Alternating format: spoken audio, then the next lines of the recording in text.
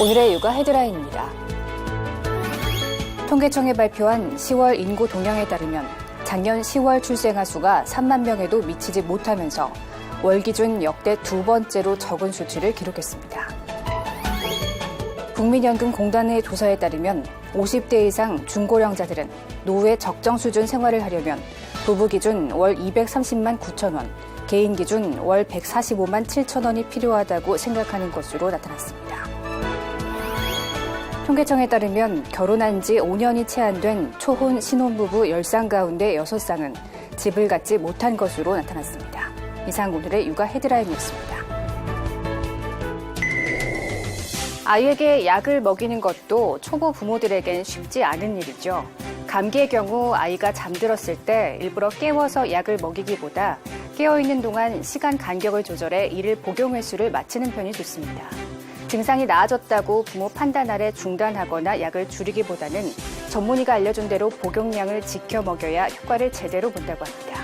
육아포커스 특소식부터 만나보시죠. 작년 10월 출생아 수가 3만 명에도 미치지 못하면서 월 기준 역대 두 번째로 적은 수치를 기록했습니다. 통계청이 발표한 10월 인구 동향에 따르면 지난해 10월 출생아 수는 재작년보다 12% 감소한 27,900명으로 10월 기준 역대 최저였을 뿐만 아니라 역대 최저 출생아 수를 기록한 재작년 12월 다음으로 적었습니다. 지난해 10월까지 누적 출생아 수는 30만 6천 명입니다. 혼인 건수도 재작년보다 20% 이상 줄어 17,400건에 그쳤습니다. 이는 통계 작성 이래 월 기준 역대 최저치입니다. 50대 이상 중고령자들은 노후에 적정 수준 생활을 하려면 부부 기준 월 230만 9천 원, 개인 기준 월 145만 7천 원이 필요하다고 생각한다는 분석이 나왔습니다. 이는 국민연금공단이 지난해 5월부터 9월까지 50세 이상 4,500여 가구를 대상으로 실시한 노후에 대한 인식도 조사 중 적정 생활비 항목 조사에 담긴 결과입니다. 또 특별한 질병 없이 건강한 노년을 가정할 때 최저생활 유지비는 월 평균 부부 기준 167만 3천 원, 개인 기준 103만 원이었습니다. 고용노동부가 발간한 통계로 보는 우리나라 노동시장의 모습 책자에 따르면 재작년 한국의 고용률은 66.1%로 OECD 35개 회원국 중 21번째인 것으로 나타났습니다. 2015년 임금 근로자의 연간 근로시간은 2,071시간으로 OECD 28개국 중 두 번째로 길었지만 노동소득 분배율은 63.2%로 OECD 31개국 중 23번째였습니다. 성별로는 여성의 생산 가능 인구가 남성보다 많고 이 같은 추세는 지속할 것으로 관측됐습니다. 또 여성 취업자 수와 고용률은 남성보다 낮지만 최근 여성의 활발한 경제활동으로 증가 추세였습니다. 결혼한 지 5년이 채 안 된 초혼 신혼부부 10쌍 가운데 6쌍은 집을 갖지 못한 것으로 나타났습니다. 또 내 집 마련 부담에 맞벌이가 늘면서 자연히 출산도 미루는 것으로 조사됐습니다. 결혼한 지 5년 이내에 초혼 신혼부부의 56.4%가 무주택 상태인 것으로 조사됐습니다. 통계청이 2016년 11월 1일을 기준으로 5년 이내 결혼한 신혼부부 143만 7천 쌍 가운데 80%에 해당하는 초혼 신혼부부 115만 1,000쌍을 대상으로 분석한 결과입니다. 이들 가운데 3분의 1이 넘는 부부가 자녀를 출산하지 않았고 맞벌이 비중도 거의 절반에 달했습니다. 특히 소득 구간이 높아질수록 자녀 출산 비중이 낮아졌는데 외벌이 부부에 비해 맞벌이 부부에서 이런 추세가 더 뚜렷하게 나타났습니다. 신혼부부들이 주거비 마련 등의 부담을 느껴 맞벌이하는 부부가 늘면서 출산을 미뤘기 때문으로 분석됩니다. 신혼부부들의 소득은 3천만 원 이상에서 5천만 원 미만인 경우가 26.8%로 가장 많은 비중을 차지했습니다. 아파트에 거주하는 신혼부부 비중은 65.4%로 가장 많았고 전년에 비해 0.7%포인트 늘었습니다. 또 이들 신혼부부가 소유한 주택의 명의는 단독 소유 비중이 80%가량 됐으며 부부 공동명의 비중이 지난해보다 0.9%포인트 늘었습니다. 결혼 연차가 더해지면서 아내가 단독으로 집 명의를 가지는 비중이 늘고 있는 점도 눈에 띕니다. 정부는 이번 통계를 저출산 정책에 필요한 기초 자료로 활용할 계획입니다.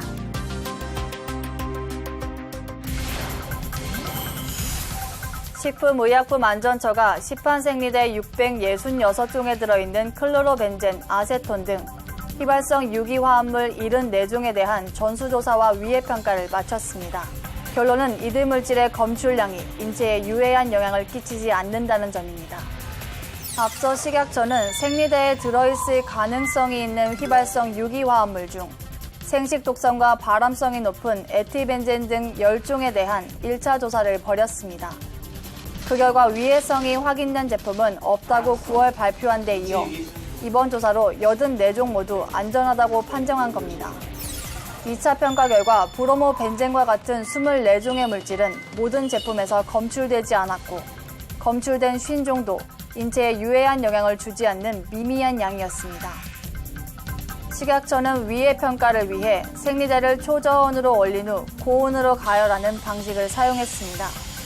또 몸무게 43kg 여성이 생리대를 하루 7.5개, 한 달에 7일씩 평생 쓰고 팬티 라이너는 하루 3개씩 평생 사용한다는 가정하에 전신 노출량을 구했습니다.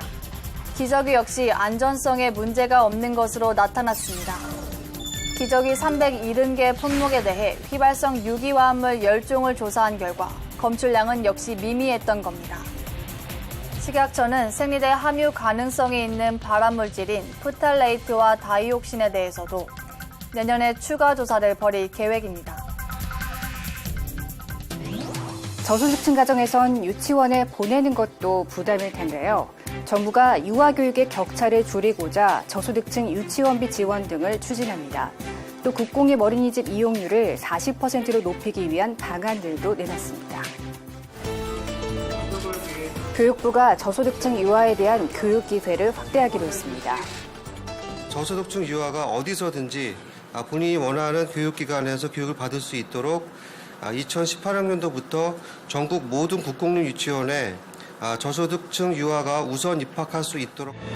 또 중위소득 50% 이하의 저소득층 유아가 사립 유치원에 취원하는 경우엔 어린이집 수준의 학비만 내도록 합니다. 이렇게 되면 학부모 부담금은 절반 수준으로 줄어들게 됩니다. 다문화 가정과 장애 영유아에 대한 교육 지원도 강화합니다. 오는 2022년까지 다문화 유치원을 30곳 이상 늘리고 공립유치원 내 특수학급도 400개 이상 확대할 예정입니다. 재정 지원을 통해 학부모 부담을 경감하는 공영형 사립유치원도 도입합니다. 학부모 수요가 높은 국공립 어린이집 이용률은 현재 13%에서 2022년까지 40%로 확대합니다. 이를 위해 앞으로 500세대 이상 신축 공동주택의 관리 등과 공공임대주택 단지 안에는 국공립 어린이집을 설치하도록 할 계획입니다. 보육 서비스의 품질을 높이기 위해 보육교사 양성체계도 바뀝니다. 지금의 학점운행제 방식에서 대학을 중심으로 관련 학과를 졸업해야 자격을 주도록 할 예정입니다. 또한 국공립과 사립유치원 교원 간 임금 격차를 줄이고자 올해부터 5년간 사립유치원 교원 인건비 보조금을 매년 6만 원씩 높이기로 했습니다. 아울러 올해부터 어린이집 누리과정 지원금은 전액 국고로 지원됩니다. 정부가 재작년 9월부터 지난해 7월까지 학교와 학원 등 아동 관련 기관 운영자와 종사자 200만여 명을 대상으로 아동학대 범죄 전력을 조사했습니다. 그 결과 30명이 적발됐습니다. 아동복지법은 아동학대 전력이 있는 사람의 경우 10년간 아동 관련 기관을 운영하거나 관련 기관에 취업할 수 없도록 규정하고 있습니다. 그런데 아동학대 범죄자 30명이 취업이 제한된 학교, 학원 등에서 버젓이 일하는 것으로 확인된 것입니다. 정부가 아동기관 운영자와 종사자를 대상으로 아동학대 범죄 전력을 일제 점검한 건 이번이 처음입니다. 적발된 아동학대 범죄자 가운데 학원 등 기관을 직접 운영한 경우는 14명이었고 종사자는 16명이었습니다. 시설 유형별로는 학원이 15건으로 가장 많았고 학교 10건, 체육시설 5건이었습니다. 해당 지자체나 교육감, 교육장은 해당 기관에 폐쇄 해임 명령을 내렸습니다. 정부는 아동 관련 기관 운영자와 종사자에 대한 아동학대 범죄 전력을 앞으로 1년에 한 번 이상 점검한다는 계획입니다. 정부가 성차별 없는 일자리 환경을 만들겠다며 여성 일자리 대책을 내놨습니다. 출산과 육아 지원을 강화해 경력 단절을 막는 동시에 성차별적인 고용 관행을 없애겠다는 건데요. 실효성이 떨어진다는 지적도 나옵니다. 정부는 출산과 육아 지원 강화에 중점을 뒀습니다. 임신 중에도 육아휴직을 쓸 수 있게 하고 언제든 근로시간 단축을 요청할 수 있는 방안을 추진합니다. 여성 10명 중 4명이 비정규직인 점을 감안해 기간제 근로자도 6개월 넘게 일하면 육아휴직을 쓸 수 있게 하는 등 지원을 넓히기로 했습니다. 아빠 육아휴직도 확대해 유급 출산 휴가를 기존 사흘에서 열흘로 단계적으로 늘리고 육아휴직 보너스도 200만 원으로 인상하기로 했습니다. 육아휴직을 다 못 쓴 경우 근로시간을 단축할 수 있는데 이 기간도 2배로 늘릴 계획입니다. 이렇게 되면 부부가 최장 3년 9개월 동안 혜택을 받을 수 있다는 게 정부 설명입니다. 경력 단절 여성을 재고용한 기업에 대한 세제 지원도 확대하고 앞으로는 고용을 유지한 기업도 지원할 계획입니다. 정부가 대대적인 로드맵을 내놨지만 당장 실효성이 부족하다는 비판이 나왔습니다. 임신이 곧 해고로 받아들여져 있는 제도도 제대로 쓰지 못하는 현실에서 기존 지원을 확대하는 것만으로는 큰 변화를 기대하기 어렵다는 겁니다. 출산휴가를 허락을 받게 되는 시스템이거든요. 근데 그런 절차적 과정 없이 그냥 출산휴가를 갈 수 있게 하거나 근로감독을 강화를 하거나 이런 대책들이 좀 있으면 좋겠는데 그런 대책에 지금 빠져 있는 거죠. 또 경력 단절 여성을 위한 대책일 뿐 채용에서부터 평가 절하되는 여성의 노동 환경 전반을 개선하기는 역부족이라고 지적했습니다. 우리나라 여성 고용률과 남녀 임금 격차는 20년째 경제협력개발기구 OECD의 꼴찌 수준입니다. 보험회사는 상해 또는 질병으로 신체에 발생하는 영구적인 손상, 이른바 장애 정도에 따른 보험금 지급 여부를 판단할 때 장애분리표를 사용합니다. 하지만 이 기준이 2005년 개정 뒤 10년이 넘다 보니 심각한 장애인데도 보험금 지급이 거부되는 경우가 적지 않은 게 현실입니다. 금융감독원이 새로운 장애 판정 방법 등을 반영해 장애분리표를 대대적으로 손보기로 했습니다. 비와 폐기능 장애가 대표적입니다. 지금까지 귀장애는 들리지 않아야만 보험금이 지급됐는데 앞으로는 평형기능 이상으로 인한 어지러움도 장애로 분류합니다. 폐 역시 이식한 경우만 장애로 인정하던 것에서 호흡곤란 관련 기준을 새로 만들었습니다. 불분명한 장애의 정의나 판정 규정도 소비자에게 유리하게 고쳐집니다. 지금은 얼굴에 여러 개 흉터가 나도 5cm 이상인 흉터 중 가장 큰 흉터를 기준으로 보험금을 지급하지만 앞으로는 각 흉터 길이를 합산해 장애를 판정합니다. 하나의 장애로 2 이상 파생 장애가 생기면 각 장애 지급률을 더해 지급 보험액을 결정하고 의식이 없고 온몸이 경직된 이른바 식물인간의 경우 각 부위별 장애 판정 기준에 따라 평가해 보험금을 지급하도록 했습니다. 금감원은 의견 수렴을 거쳐 4월 신규 계약부터 새로운 장애 분류표를 적용할 계획입니다. 양갱이나 젤리 원료로 쓰이는 한천. 해조류인 우뭇가사리로 만드는데 한천에서 분리한 올리고당은 사탕수수에서 추출한 일반 올리고당과 달리 체내 흡수가 잘 되지 않는 특성이 있어 비만과 당뇨에 좋고 항암 효과도 있는 것으로 알려졌습니다. 그런데 최근 이 한천 올리고당의 다른 효능들이 확인됐습니다. 비브리오 폐혈증을 억제하고 피부세포 재생을 돕는 것으로 나타났습니다. 여름철 어패류나 바닷물을 통해 감염되는 비브리오 폐혈증은 치사율이 50%가 넘습니다. 비브리오 폐혈증에 걸린 동물에게 한천 올리고당이 함유된 사료를 먹이자 생존율이 4배 이상 높아졌습니다. 또 사람 피부세포와 유사한 인간 섬유화세포에 한천 올리고당을 적용하자 피부 노화 개선에 도움을 주는 미토콘드리아가 회복되는 것으로 나타났습니다. 이런 연구가 가능했던 것은 올리고당 제조 방식을 개선했기 때문입니다. 화학물질을 이용한 고온 효소 대신 미생물이 생산하는 저온 활성 효소를 이용해 한천을 분해했습니다. 면역력 증강 관련 건강기능성 식품 분야와 세포재생 효과와 관련된 상처 치료, 기능성 화장품 등에 관한 심화 연구를 계획하고 있습니다. 국립생물자원관은 기능성 한천 올리고당 제조 기술을 민간 기업에 이전하고 의약품 등으로 상용화를 추진할 계획입니다. 이번 시간은 육아에 필요한 정보를 쏙쏙 알려주는 코너입니다. 식품 알레르기 이렇게 확인해요 편입니다.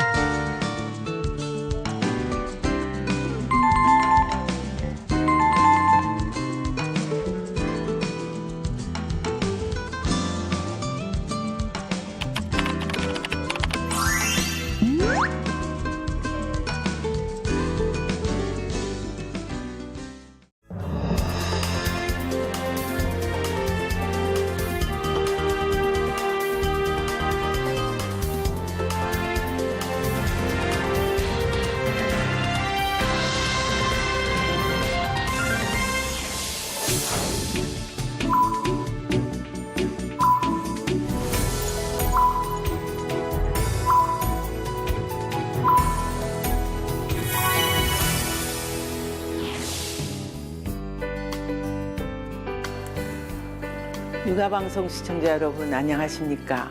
저는 아이코리아 회장으로 있는 김태련입니다. 저출산 시대와 한자녀 가정이 일반화되면서 교사나 부모 모두가 유아교육에 대한 관심이 매우 높아지고 있습니다. 유아기는 전 인생에 걸쳐 가장 중요한 시기이며 인간이 갖춰야 할 모든 특성을 형성하는 형성기라는 점에서 그 중요성이 강조될 수밖에 없습니다. 대체로 만 5세까지 신체적 발달은 물론이고 언어, 지능, 정서, 사회성, 성격, 습관, 도덕성 등 인간이 갖춰야 할 특성이 이 시기에 다 형성되며 이때를 잘 지난 아이는 인생이 보장된다고도 말합니다. 따라서 이 시기에 유아들을 양육하고 교육하는 부모나 교사의 역할의 중요함은 지속적으로 강조되어 왔습니다. 그렇기에 영유아기의 교육을 맡은 교사들은 다음과 같은 교육 지침을 잘 수립해 나가시기를 바랍니다. 어린이는 우리의 미래입니다. 따라서 교사들은 이 아이들이 살아갈 미래의 변화를 알고 그것에 맞는 교육을 늘 구상해야 할 것입니다. 유학이라는 학문 자체가 미래에 대한 기본적인 이해를 필요로 하기 때문에 우리의 미래를 만들 주인공을 가르친다는 긍지와 자부심을 가지고 자신의 전문성을 살리는 일에 열중해야 할 것입니다. 또한 아이들을 사랑하는 사람만이 유아교육의 교사로 지망하시기를 바랍니다. 왜냐하면 이 시기의 아이들이 제일 다루기 어렵기 때문입니다. 다루기 어려운 아이들을 사랑하는 마음이 없다면은 이 직업을 갖는 것 자체가 본인을 힘들게 할 뿐만 아니라 행복할 수 없습니다. 따라서 행복하지 못한 교사 밑에서 자라나는 아이들 역시 행복할 수 없습니다. 유아기는 놀이를 통한 교육이 이루어져야 합니다. 이 시기는 앞서 말한 여러 가지 특성들을 놀이를 통해 배우고 익히고 그리고 자기 것으로 만들어가는 과정이 되는 시기이기 때문입니다. 생애 초기의 영아들은 과학적인 양육과 교육보다는 쾌락의 원칙을 따르는 것이 바람직합니다. 즉, 시간표에 아이를 맞추기보다는 아이의 욕구에 맞추는 교육 계획을 세우는 것이 좋을 것입니다. OECD 국가들이 정한 유아기 아이들을 위해 어른이 해야 할 일을 다음과 같이 정하고 있습니다. 신체적으로는 건강하게, 정서적으로는 안정감을 갖게, 그리고 정신적으로는 뛰어나게라는 이 세 가지를 제시했습니다. 따라서 유아기의 아이들이 새로운 것에 대한 호기심을 갖게 하고 그 호기심을 풀기 위해 많은 것을 보고 만지고 체험해보는 경험이 매우 중요합니다. 유아기는 놀면서 즐겁게 모든 것을 배우고 익히고 형성하는 형성기라는 사실을 잊지 마시기 바랍니다. 마지막으로 유아교육에서는 반드시 부모 교육을 병행해 주시기를 부탁드립니다. 이 시기에 부모의 역할이 중요하다는 사실은 대부분의 부모가 알고 있지만 지키지 못하고 있는 실정입니다. 특히 우리나라의 많은 부모들은 아이들이 이른 나이부터 많은 것을 배울 수 있는 환경에서 교육시키는 것이야말로 잘 키우는 방법이라고 생각을 합니다. 그래서 유아기부터 청소년에 이르기까지 학원, 과외, 학습 등 늦은 시간까지 공부에 얽매이고 있습니다. 이에 많은 청소년들이 행복하지 않다고 생각하고 있으며 청소년 자살률 또한 10년 연속 1위라는 수치스러운 결과를 보이고 있습니다. 마이크로소프트의 창시자인 빌 게이츠는 미래로 가는 길이라는 책에서 정부와 사회에 있어서의 가정은 우주의 중심이라고 역설하였으며 사랑과 믿음이 넘치는 따뜻한 가정이 미래 사회의 주역을 길러낼 수 있다고 피력하고 있습니다. 아무리 좋은 어린이집 유치원에 보내고 있다 해도 부모가 해야 할 역할을 놓치는 일이 없도록 부모 교육의 중요성을 강조하고 싶습니다. 지금 TV를 시청하시는 교사와 부모님들께 말하고 싶습니다. 사랑하는 우리 아이들을 진정 위하는 일이 어떤 것인가를 고민해 보시고 그것을 행동으로 옮기시기를 바랍니다. 감사합니다. 식물이 새싹을 틔우기 위해서 겨울을 준비하듯 올 한 해도 건강하게 보내기 위해서는 겨울철 어떤 음식을 먹느냐 또한 매우 중요할 텐데요. 베타카로틴이 풍부한 노란색 채소와 과일을 드셔보시는 건 어떨까요?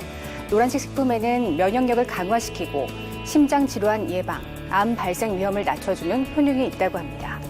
제철 맞은 감귤이나 고구마, 당근, 옥수수, 단호박을 드시면서 겨울 건강 관리 잘 하시기 바랍니다. 육아 포커스 마칩니다. 시청해주신 여러분 고맙습니다.